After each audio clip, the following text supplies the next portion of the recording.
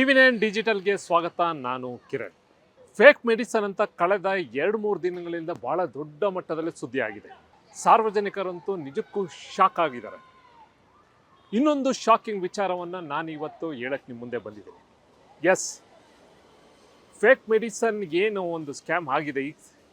ಏನು ಬೆಂಗಳೂರಿನ ಹೊರವಲಯ Bidadi Tavarekere police station ಲಿಮಿಟ್ಸಲ್ಲಿ ಆಗಿದೆ. ಸುಮಾರು 5 ಕೋಟಿ ರೂಪಾಯಿ ಮೌಲ್ಯದ ನಕಲಿ ಔಷಧಿಗಳು ಪತ್ತೆಯಾಗಿದೆ. ಇದಕ್ಕೆ ಸಂಬಂಧಪಟ್ಟಂತೆ ಮುಂದುವರೆದಂತೆ ತನಿಖೆಯಲ್ಲಿ ಸಾಕಷ್ಟು ಮಾಹಿತಿ ಪೊಲೀಸರಿಗೆ ಲಭ್ಯವಾಯಿತು. ಇಲ್ಲಿವರೆಗೂ ಆ ತಂಡ, ಯಾರು ನಕಲಿ ಔಷಧಿ ಮಾಡ್ತಾ ಇದ್ದ ತಂಡ, 5 ಕೋಟಿ ರೂಪಾಯಿ ಇವತ್ತು ಸಿಕ್ಕಿದ್ರೂ ಕೂಡ ಇಲ್ಲಿವರೆಗೂ ಕಳೆದ 1.5 ವರ್ಷದಿಂದ ಸುಮಾರು 40,000 ಬಾಟಲಿಗಳನ್ನ ಈಗಾಗಲೇ ರೋಗಿಗಳಿಗೆ ಅವರು ಸಪ್ಲೈ ಮಾಡಿಬಿಟ್ಟಿದ್ದಾರೆ. ಯಾರು ಈ ಪ್ರಶಾಂತ್, ಯಾರು ಈ ಟೀಮ್ನ ಲೀಡ್ ಮಾಡ್ತಾ ಇದ್ದು? ಈ ಪ್ರಶಾಂತ್ ಅಂತ ಆತ ಮೆಡಿಕಲ್ ರೆಪ್ರೆಸೆಂಟೇಟಿವ್. ಆತನಿಗೆ ಮಾರ್ಕೆಟಲ್ಲಿ ರೋಗಿಗಳಿಗೆ ಭಾಳ ಡಿಮ್ಯಾಂಡ್ ಇರುವಂಥ ಮೆಡಿಸನ್ ಯಾವುದು ಅಂತ ಆತ ಒಂದಷ್ಟು ಲಿಸ್ಟ್ ಮಾಡ್ಕೋತಾನೆ. ಮುಖ್ಯವಾಗಿ ಕ್ಯಾನ್ಸರ್ಗೆ ಒಂದು ಏನು ಮೆಡಿಸನ್ ಇದೆ ಅದಕ್ಕೆ ಸಂಬಂಧಪಟ್ಟಂತೆ ಸಾಕಷ್ಟು ಡಿಮ್ಯಾಂಡ್ ಇದೆ ಅನ್ನೋದು ಆತನಿಗೆ ಗೊತ್ತಾಗುತ್ತೆ. ಯಾಕೆಂದರೆ ಅಲ್ಲಿಯ ಒಂದೊಂದು ಬಾಟಲ್ ಕೂಡ 50,000, 60,000, ಕೆಲವೊಂದಷ್ಟು 3 ಲಕ್ಷ, 4 ಲಕ್ಷ, 5 ಲಕ್ಷವರೆಗೂ ಕೂಡ ಇರುವಂಥದ್ದು. ಅದರಲ್ಲೂ ಕೂಡ ಅಮೇರಿಕಾದಿಂದ ಬರುವಂಥ ಮೆಡಿಸನ್ ಏನು ಈ ಕ್ಯಾನ್ಸರ್ಗೆ ಸಂಬಂಧಪಟ್ಟಂತೆ ಸಾಕಷ್ಟು ಡಿಮ್ಯಾಂಡ್ ಇದೆ.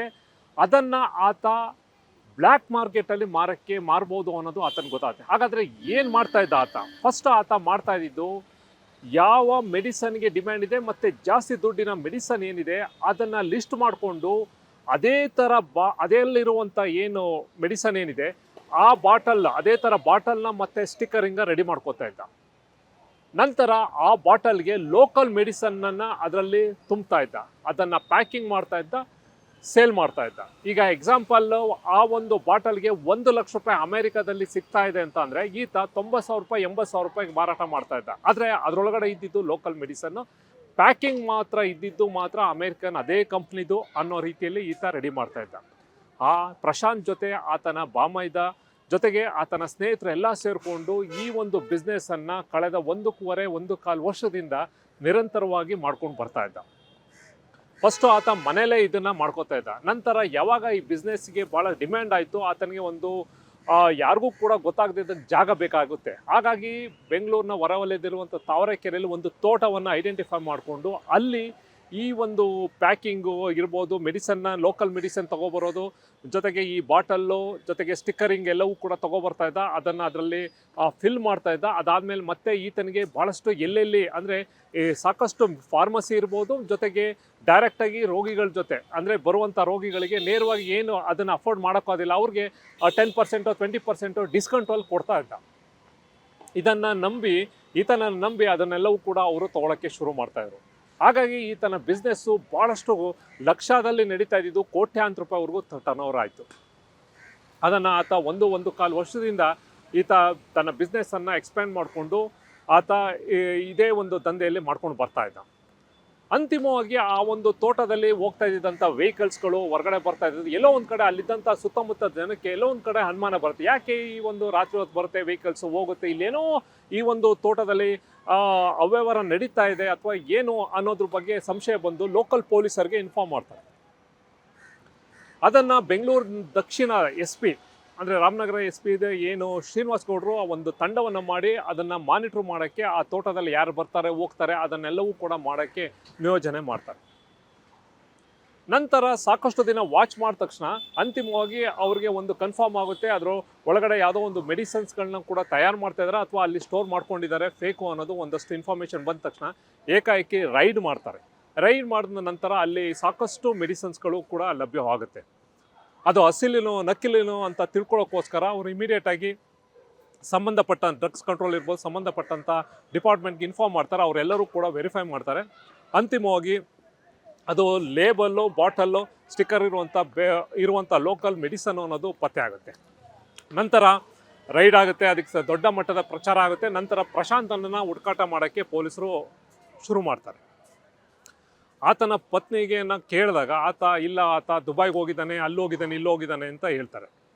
ಆತನ ಬಾಮೈದ ಮತ್ತು ಸ್ನೇಹಿತನನ್ನು ಯಾರ ಒಂದು ದಂಧೆಯಲ್ಲಿ ಎಲ್ಲನೂ ಕೂಡ ಕಸ್ಟಡಿಗೆ ತೊಗೊಂಡು ಎನ್ಕ್ವೈರಿ ಮಾಡಿದಾಗ ಯಾವಾಗಿಂದ ಮಾಡ್ತಾಯಿದ್ರು ಒಂದಷ್ಟು ಭಾಳಷ್ಟು ವಿಚಾರಗಳು ಬರ್ತಾಯಿದೆ. ಇದಕ್ಕೆಲ್ಲವೂ ಕೂಡ ಪ್ರಶಾಂತೇ ನೇರವಾಗಿ ಆತನೇ ಮಾಸ್ಟರ್ ಮೈಂಡ್ ಅಂತಲೂ ಕೂಡ ಹೇಳ್ತಾರೆ. ಹಾಗಾದರೆ ಪ್ರಶಾಂತ್ ಎಲ್ಲೋದ, ಇಲ್ಲಿವರೆಗೂ ಕೂಡ ಪೊಲೀಸರಿಗೆ ಯಾಕೆ ಸಿಕ್ಕಿಲ್ಲ ಅನ್ನೋದು ಪ್ರಶ್ನೆಗೆ ಪೊಲೀಸರು ಕೂಡ ಆತನಿಗೆ ಹುಡುಕಾಟವನ್ನು ಮಾಡ್ತಾ ಇದ್ದಾರೆ. ಆತ ದುಬೈಗೆ ಹೋಗಿದ್ದಾನೆ ಅಂತ ತಕ್ಷಣ ಇಮಿಡಿಯೇಟಾಗಿ ಅಲ್ಲಿ ಯಾವ ಫ್ಲೈಟಲ್ಲಿ ಹೋಗಿರ್ಬೋದು ಅಥವಾ ಅವನ ಪಾಸ್ಪೋರ್ಟ್ ಇರ್ಬೋದು ಎಲ್ಲವನ್ನೂ ಕೂಡ ವೆರಿಫೈ ಮಾಡ್ತಾರೆ. ಈಗಾಗಲೇ FRRO foreign religion registration centre ಏನಿದೆ ಅಲ್ಲಿಗೆ ಹೋಗಿ ಕೂಡ ಇದ್ರ ಬಗ್ಗೆ ಆತ ಮೂವ್ಮೆಂಟ್ ಏನಾರ ಪ್ರಶಾಂತ್ ಹೋಗಿದ್ದಾನೋ ಬಂದಿದ್ದಾನೋ ಎಲ್ಲವೂ ಕೂಡ ಮಾಹಿತಿ ಈಗಾಗಲೇ ಅಲ್ಲಿ ತೊಗೊಂಡಿದ್ದಾರೆ. ಯಾವುದೇ ರೀತಿಯ ಮಾಹಿತಿ ಸಿಕ್ಕಿಲ್ಲ. ಆತ ಇಲ್ಲೇ ಇಂಡಿಯಾದಲ್ಲೆಲ್ಲೋ ಇರ್ಬೋದು ಅನ್ನೋ ಒಂದು ಅನುಮಾನ ಪೊಲೀಸರಿಗಂತೂ ಇದೆ. ಜೊತೆಗೆ ಮತ್ತೆ ಇಲ್ಲಿಂದ ಏನಾರು ಇದ್ದರೆ ಮತ್ತೆ ಹೊರಗಡೆ ದೇಶಕ್ಕೆ ಹೊರ ದೇಶಕ್ಕೆ ಹೋಗ್ಬೋದು ಅನ್ನೋ ಕಾರಣಕ್ಕೆ ಈಗಾಗಲೇ ಲುಕ್ಔಟ್ ನೋಟಿಸನ್ನು ಪೊಲೀಸರು ಕೊಟ್ಟಿದ್ದಾರೆ. ಏರ್ಪೋರ್ಟ್ಗಳಿರ್ಬೋದು, ಬಂದರ್ ಇರ್ಬೋದು, ಇಲ್ಲಿಂದ ಆಚೆ ಹೋಗದೇದಂಗೆ ಎಲ್ಲ ರೀತಿಯ ವ್ಯವಸ್ಥೆಯನ್ನು ಮಾಡ್ಕೊಂಡಿದ್ದಾರೆ. ಈಗ ಪ್ರಶಾಂತನ ಒಂದು ಕಡೆ ಈಗ ಸಿಕ್ಕಿದ್ರೆ ಬಹುಶಃ ಇಡೀ ಏನು ಈ ಒಂದು ಯಾವ ರೀತಿ ಮಾಡ್ತಾಯಿದ್ರು ಈ ಜಾಲವನ್ನು ಈಗಾಗಲೇ ಸಾಕಷ್ಟು ಇನ್ಫಾರ್ಮೇಷನ್ ಸಿಕ್ಕಿದೆ. ಇನ್ನೂ ಫರ್ದರ್ ಒಂದಷ್ಟು ಇನ್ಫಾರ್ಮೇಷನ್ ಸಿಗುತ್ತೆ. ಇದ್ರ ಮಧ್ಯೆ ಸರ್ಕಾರ ಕೂಡ ಎಚ್ಚೆತ್ಕೊಂಡು ಇಮಿಡಿಯೇಟಾಗಿ SITಯನ್ನು ರಚನೆ ಮಾಡ್ತಾರೆ. ಬೆಂಗಳೂರಿನ ಜಾಯಿಂಟ್ ಕಮಿಷನರ್ ವಂಶೀಕೃಷ್ಣ ನೇತೃತ್ವದಲ್ಲಿ ಒಂದು ತಂಡವನ್ನು ರಚನೆ ಮಾಡ್ತಾರೆ.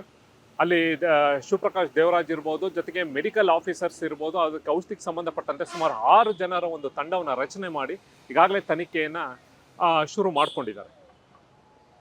ಅಲ್ಲಿ ಸಿಕ್ಕಂಥ ಏನು ಸ್ಪಾಟಲ್ಲಿ ಸಿಕ್ಕಂಥ ತೋಟದಲ್ಲಿ ಸಿಕ್ಕಂಥ ಮೆಡಿಸನ್ಸ್ಗಳಿರ್ಬೋದು, ಜೊತೆಗೆ ಈಗಾಗಲೇ ಕಸ್ಟಡಿಯಲ್ಲಿ ಇರುವಂಥ ಏನು ಈ ಒಂದು ದಂಧೆ ಮಾಡ್ತಾ ಅವ್ರನ್ನೆಲ್ಲನೂ ಕೂಡ ಎನ್ಕ್ವೈರಿ ಮಾಡಿಕೊಂಡು ಫೈಲಲ್ಲೂ ಕೂಡ ಈ ಕಡೆ ಟ್ರಾನ್ಸ್ಫರ್ ಆಗಿದೆ. ಎನ್ಕ್ವೈರಿ ಶುರು ಮಾಡಿದ್ದಾರೆ. ಸಭೆಗಳ ಮೇಲೆ ಸಭೆಗಳು ಮಾಡ್ಕೊಂಡಿದ್ದಾರೆ. ಈಗ ಪ್ರಶಾಂತನ ಹುಡುಕಾಟ ಮಾಡುವಂಥ ಕೆಲಸವನ್ನು ಇನ್ನೊಂದು ಕಡೆ ಮಾಡ್ತಾ ಇದ್ದಾರೆ. ಒಟ್ಟಾರೆ ಈಗ ಇರುವಂಥದ್ದು ಕೆಲವೊಂದಷ್ಟು ಏನು ಇಲ್ಲಿವರೆಗೂ ಕಳೆದ 3-4 ದಿನದಿಂದ ಆಗಿದ್ದಂಥ ಎಲ್ಲವೂ ಕೂಡ ಸರ್ಕಾರಕ್ಕೆ ಏನೇನಾಗಿದೆ ಪೊಲೀಸರು ಕೂಡ ವರದಿಯನ್ನು ಕೊಟ್ಟಿದ್ದಾರೆ. ಅಲ್ಲಿ ಸಿಕ್ಕಂಥ ಒಂದಷ್ಟು ಇನ್ಸೈಡ್ ಇನ್ಫಾರ್ಮೇಷನ್ ನಿಮ್ಮ ಮುಂದೆ ನಾನು ಇಟ್ಟಿದ್ದೀನಿ. Thank you.